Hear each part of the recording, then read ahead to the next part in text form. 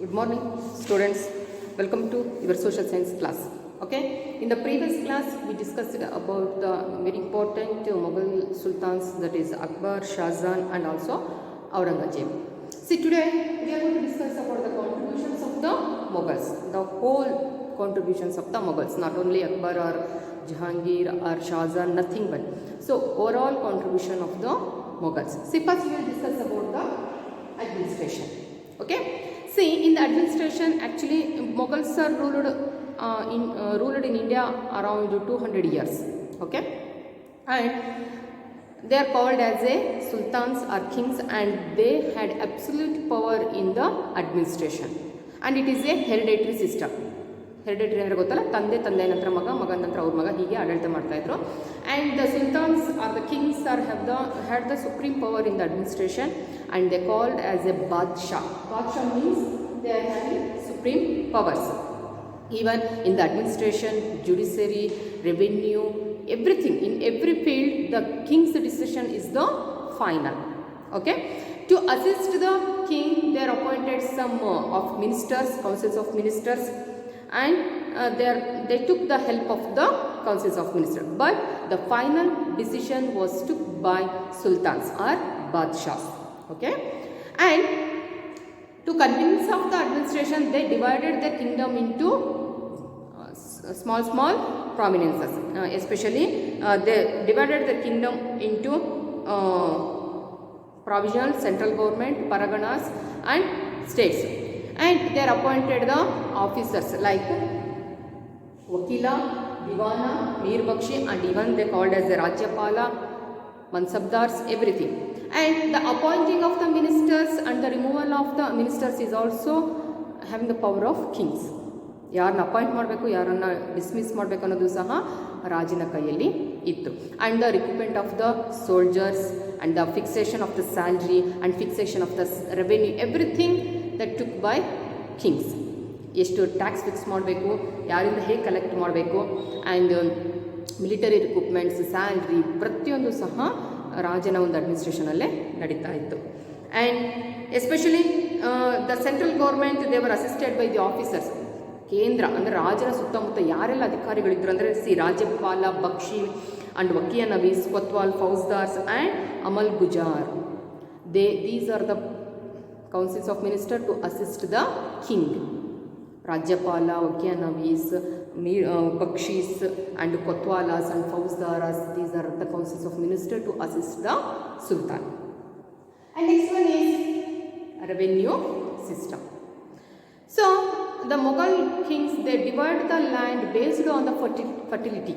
Okay, they divide the land based on fertility, and also they collected the tax based on the fertility of the land, and they collected the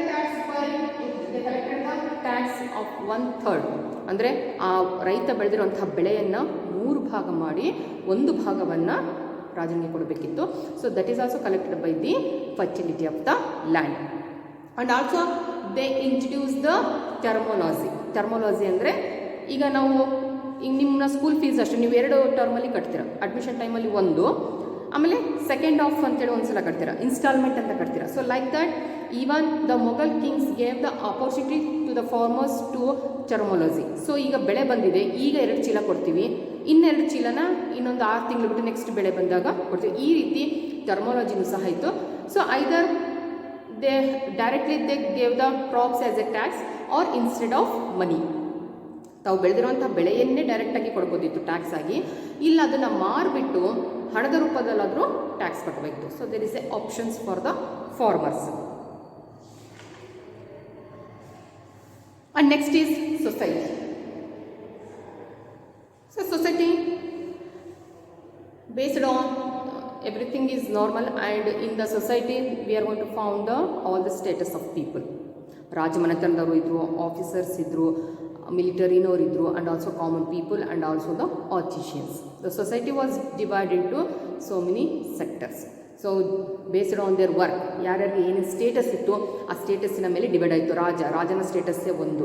next officers, ರಾಜ್ಯಪಾಲ ಆಗಿರ್ಬೋದು, ವಕೀಲ್ office ಆಗಿರ್ಬೋದು, ಫೌಜ್ದಾರ್ ಆಗಿರ್ಬೋದು, ಅವರ ಸ್ಟೇಟಸ್ಸೇ ಒಂದು. And the farmers, ಲೀಸ್ಟಾಗಿ ತುಂಬ ಕಡಿಮೆ ಕಷ್ಟದಲ್ಲಿ ಜೀವನ ಮಾಡ್ತಿದ್ದರು ಅಂದರೆ farmers because of tax system ತುಂಬಾ ಅತಿಯಾದಂಥ ಟ್ಯಾಕ್ಸ್ ಇತ್ತು and the tortures of middle Mann ಬೆಳೆಯನ್ನು ಕೊಂಡ್ಕೊಳ್ತೀವಿ ಅನ್ನೋದು. ಈಗ ಸ್ಟ್ರೈಕ್ ನಡೀತಾ ಇದೆ ನೋಡಿ. ಈಗ ಅಟ್ ಪ್ರೆಸೆಂಟ್ ಲಾಸ್ಟ್ ಒಂದು ವೀಕಿಂದ ರೈತರ ಚಳವಳಿ ನಡೀತು. ಯಾಕೆ ಅಂತಂದರೆ ಕೃಷಿ ಮಸೂದೆ ಅಂತ ತಂತು ಸೆಂಟ್ರಲ್ ಗೌರ್ಮೆಂಟ್.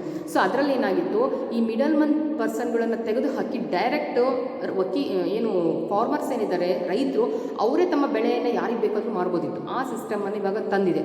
ಆದರೂ ಕೆಲವೊಂದು ಅದರಲ್ಲಿ ತಪ್ಪುಗಳು ಇದ್ದಾವೆ ಅಂಥೇಳಿ ರೈತ ಸಂಘಟನೆಗಳು ಇವತ್ತು ಸ್ಟ್ರೈಕಿಗೆ ಮುಂದಾಗಿದೆ.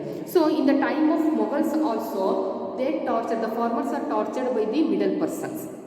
Okay, and even at the time of Mughals, the common people also they started wearing of jewels made up of stone and made up of gold and the pearls.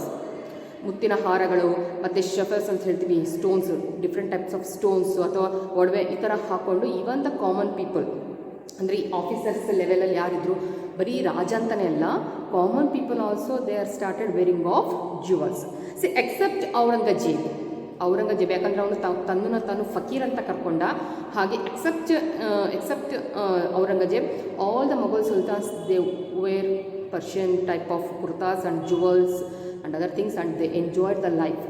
They at the time of leisure they leisure the music, dances and consumption of alcohol, gambling, everything was done by the sultans. Only the exceptions of Aurangzeb. ಎಲ್ಲ ಸುಲ್ತಾನರು ಸಹ ತಮ್ಮ leisure ಪೀರಿಯಡಲ್ಲಿ ಸಾಕಷ್ಟು ಲೈಫನ್ನು enjoy ಮಾಡಿದ್ರು. Alcohol ತೊಗೊಳ್ಳೋದು, dance ಪ್ರೋಗ್ರಾಮ್ಗಳನ್ನ organise ಮಾಡೋದು, ಗಾಂಜಾ ಸೇವನೆ ಮಾಡೋದು, ಈ ಥರ ಲೈಫನ್ನು ತುಂಬ ಎಂಜಾಯ್ ಮಾಡಿದ್ರು. ಬಟ್ ಔರಂಗಜೇಬ್ ಮಾತ್ರ ತನ್ನನ್ನು ತಾನು ಜಿಂದಾ ಫಕೀರ್ ಅಂತ ಕರ್ಕೊಂಡಿರೋದ್ರಿಂದ ತುಂಬ ಸಿಂಪಲ್ ಲೈಫನ್ನು ಅವರು ಮಾಡ್ತಾಯಿದ್ರು.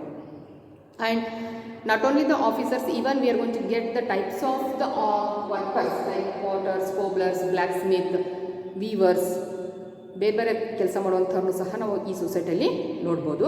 And sati, child marriage and bride price, ಏನು ವರದಕ್ಷಿಣೆ ಅಂತ ನಾವೇನು ಹೇಳ್ತೀವಲ್ಲ, ವರದಕ್ಷಿಣೆ ಬ್ರೈಡ್ಗೆ ಕೊಡೋದು.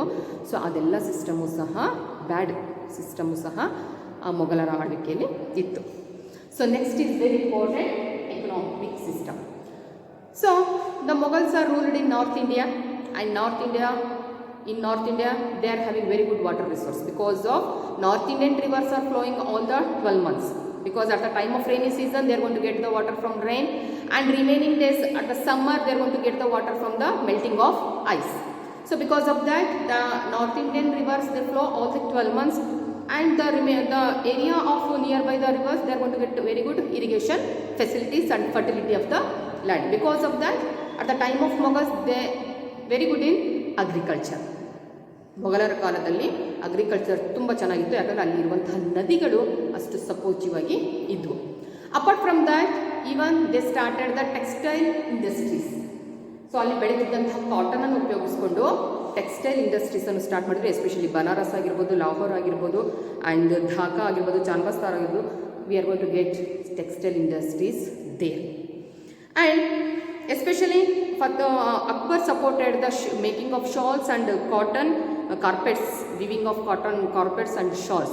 ಅಂದರೆ ಉಣ್ಣೆಯಿಂದ ಬರುವಂಥ ಶಾಲ್ಗಳನ್ನು ಮತ್ತು ಕಾರ್ಪೆಟ್ಗಳನ್ನು ಮಾಡೋದ್ರ ಬಗ್ಗೆ ಅಕ್ಬರ್ ತುಂಬಾ ಉತ್ತೇಜನವನ್ನು ಕೊಟ್ಟರು.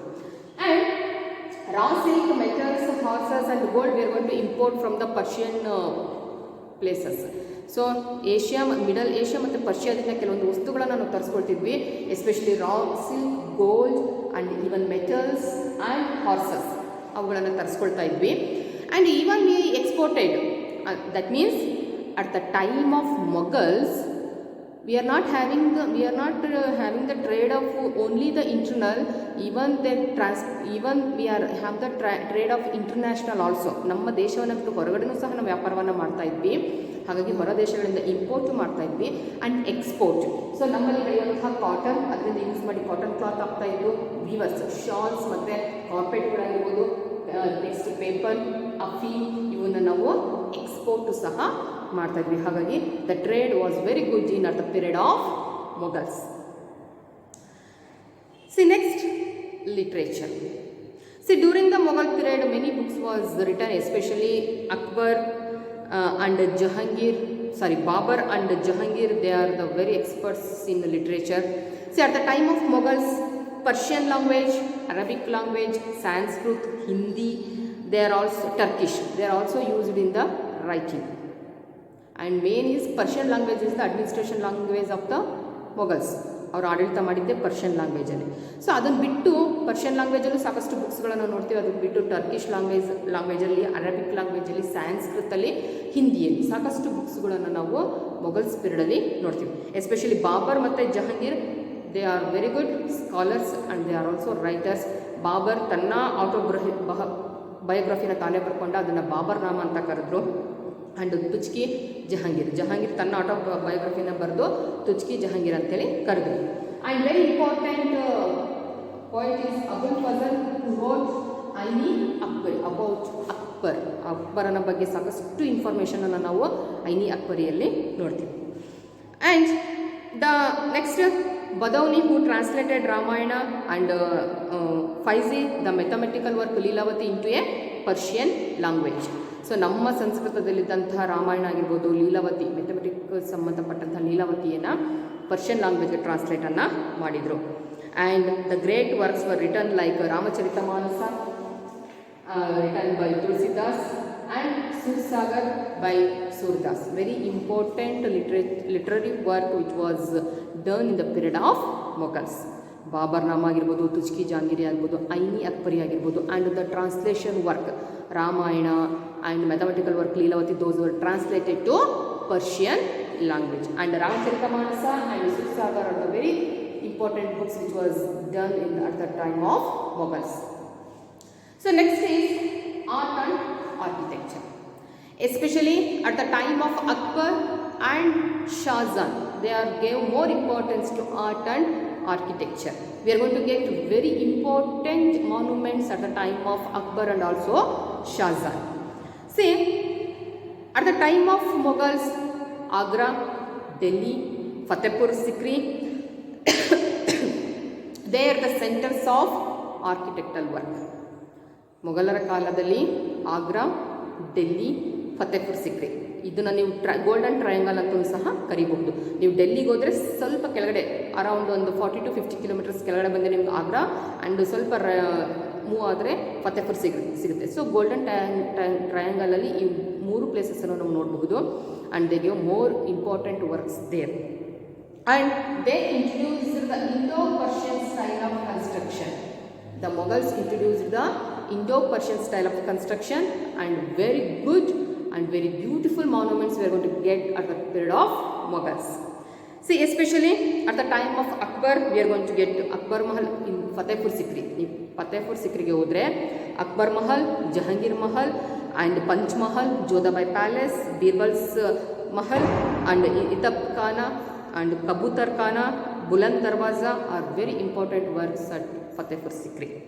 And at the time of Shah Jahan, so Shah Jahan period ನಾವು ಆರ್ಟ್ ಆ್ಯಂಡ್ ಆರ್ಕಿಟೆಕ್ಚರಲ್ಲಿ ಗೋಲ್ಡನ್ ಪೀರಿಯಡ್ ಅಂತಲೇ ಕರಿತೀವಿ. ಸೊ ಅವ್ರು ಸಾಕಷ್ಟು ಒಂದು ಕಾಂಟ್ರಿಬ್ಯೂಷನನ್ನು ಕೊಟ್ಟಿದ್ದಾರೆ. ಎಸ್ಪೆಷಲಿ ರೆಡ್ ಫೋರ್ಟ್, ಡೆಲ್ಲಿಯಲ್ಲಿರುವಂತಹ ರೆಡ್ ಫೋರ್ಟ್ ಆಗಿರ್ಬೋದು, ಮೋತಿ ಮಸ್ಜಿದ್ ಆಗಿರ್ಬೋದು, ದಿವಾನ್ ಇ ಆಸಮ್ ಆಗಿರ್ಬೋದು, ದಿವಾನ್ ಇ ಸಿಖಾಸ, Rang Mahal, Khas Mahal, and also Taj Mahal, very important. So world famous Taj Mahal, it was constructed at the time of Shah Jahan. And ಅಷ್ಟೇ ಅಲ್ಲದೆ not only these things, we are going to get very good work at Lahore, Kabul, Kandahar, Kashmir, Ajmer and Allahabad. Because ಅವಾಗ before independence ಇವೆಲ್ಲ ನಮ್ಮಲ್ಲೇ ಇತ್ತು. ಕಾಂದಹಾರು, ಲಾಹೋರು and Kashmir, Indian Kashmir ಇವತ್ತು ನಮ್ಮಲ್ಲೇ ಇದೆ. So ಇಲ್ಲೂ ಸಹ ನಾವು ಶಹಜಾನ್ ಕಟ್ಟಿರುವಂಥ ಮಸೀದಿಗಳನ್ನು, ಫೋರ್ಟ್ಗಳನ್ನು ನೋಡಬಹುದು. Next, painting, the last contribution towards painting. See, during the period of Humayun, the Mughals art of painting evolved. ಯಾಕೆ ಅಂದರೆ ಹುಮಾಯೂನು ಶಹಜಾನ್ನಿಂದ ಸೋತ ಮೇಲೆ ಒಂದು ಟ್ರೈಬಲ್ ಪೀಪಲ್ ಗ್ರೂಪಲ್ಲಿ ತಲೆಮರೆಸ್ಕೊಂಡು ಜೀವನ ಮಾಡ್ತಾ ಇರ್ತಾನೆ. ಸೊ ಅವಾಗ ಅವನು ರಾಜ ಅಂತ ಕನ್ಸಿಡರ್ ಆಗೇ ಇರೋದಿಲ್ಲ, ಯಾರೋ ಒಬ್ಬ ನೊಮ್ಯಾಡ್ ಪರ್ಸನ್. ಸೊ ಅವಾಗೇನು ಮಾಡ್ದ ಹುಮಾಯೂನು ತನ್ನ ಲೈಫನ್ನು ಚೇಂಜ್ ಮಾಡ್ಕೊಳ್ಳೋಕ್ಕೆ ಅಥವಾ ತನ್ನ ಒಂದು ಪ್ರೆಷರನ್ನು ಕಮ್ಮಿ ಮಾಡ್ಕೊಳ್ಳೋದಕ್ಕೆ ಪೇಂಟಿಂಗಲ್ಲಿ ಬ್ಯುಸಿ ಆಗ್ತಾನೆ. ಹಾಗಾಗಿ ಹುಮಾಯೂನ್ ಟೈಮಲ್ಲಿ ನಾವು ಪೇಂಟಿಂಗ್ ವರ್ಕನ್ನು ಜಾಸ್ತಿ ನೋಡ್ಬೋದು. And with the help of Mir Sayyid Ali and Abdus Samad of Persia, various painted canvases were created. Painted canvases, ಒಂದು ಏನು ಬಟ್ಟೆ ಥರದ ಒಂದು ಕ್ಯಾನ್ವಸ್ ಇದಿರುತ್ತೆ, ಅದ್ರ ಮೇಲೆ ಪೇಂಟಿಂಗ್ ವರ್ಕನ್ನು ನಾವು ನೋಡಬಹುದು. See especially 17 artist in the court of Akbar and 30 artist were Hindus. ಸಾಕಷ್ಟು ಹಿಂದೂಗಳು ಸಹ ಆರ್ಟಿಸ್ಟ್ ಆಗಿ ವರ್ಕ್ ಮಾಡ್ತಾಯಿದ್ರು. And famous among them were ಸಿದ್ಧಾಸ್ವಂತ್, ಸಿ Basawan and Lal Jagannath and Mukunda. Very important painters at the period of Mughals, especially in the court of Akbar. ಅದರಲ್ಲೂ ಹಿಂದೂಗಳು ಸಹ ಸಾಕಷ್ಟು ಫೇಮಸ್ ಪೇಂಟರ್ಸನ್ನು ನಾವು ಆ ಪೀರಿಯಡಲ್ಲಿ ನೋಡ್ಬೋದು. And Shahjahan and Aurangzeb are not interested much in the paintings. And like this Mughals contributed to different fields of during the time of their period. ಎಲ್ಲ ಪೀರಿಯಡಲ್ಲೂ ಆರ್ಟ್ ಆ್ಯಂಡ್ ಆರ್ಕಿಟೆಕ್ಚರಲ್ಲೂ ಇದ್ದಾರೆ, ಪೇಂಟಿಂಗಲ್ಲಿದ್ದಾರೆ, ಲಿಟ್ರೇಚರಲ್ಲೂ ಇದ್ದಾರೆ. ಎಲ್ಲ ಫೀಲ್ಡಲ್ಲೂ ಸಹ ಅವ್ರದ್ದೇ ಆದಂಥ ಒಂದು ಗುಡ್ ಕಾಂಟ್ರಿಬ್ಯೂಷನನ್ನು ಮೊಘಲ್ಸು ಕೊಟ್ಟಿದ್ದಾರೆ. Okay, take the points, make a note and read in your home. Text ಬುಕ್ಕನ್ನು ರಿಫರ್ ಮಾಡಿ. ಆದಷ್ಟು point wise very important things, dates ಅಥವಾ ಬುಕ್ಸ್ ನೇಮ್ ಏನಿದ್ದಾವೆ ಅವನ್ನ ಒಂದು ಕಡೆ ನೀಟಾಗಿ ಪಾಯಿಂಟ್ ಮಾಡ್ಕೊಳ್ಳಿ. ಯಾಕಂದರೆ ನಿಮ್ಮ ಮಲ್ಟಿಪಲ್ ಚಾಯ್ಸ್ಗೆ ಜಾಸ್ತಿ ನಾವು ಟೆಕ್ಸ್ಟ್ ಬುಕ್ಕಿಂದಲೇ ಪಿಕ್ ಮಾಡ್ತೀವಿ 1 ಮಾರ್ಕ್ ಕ್ವಶನ್ಸ್ಗೆ. ಹಾಗಾಗಿ ಇಂಪಾರ್ಟೆಂಟ್ ಬುಕ್ಸ್ ಆಗಿರ್ಬೋದು ಅಥವಾ ಇಂಪಾರ್ಟೆಂಟ್ ಆರ್ಕಿಟೆಕ್ಚರ್ ವರ್ಕ್ ಆಗಿರ್ಬೋದು ನೋಟ್ ಮಾಡಿಕೊಂಡು ಇಟ್ಕೊಳ್ಳಿ.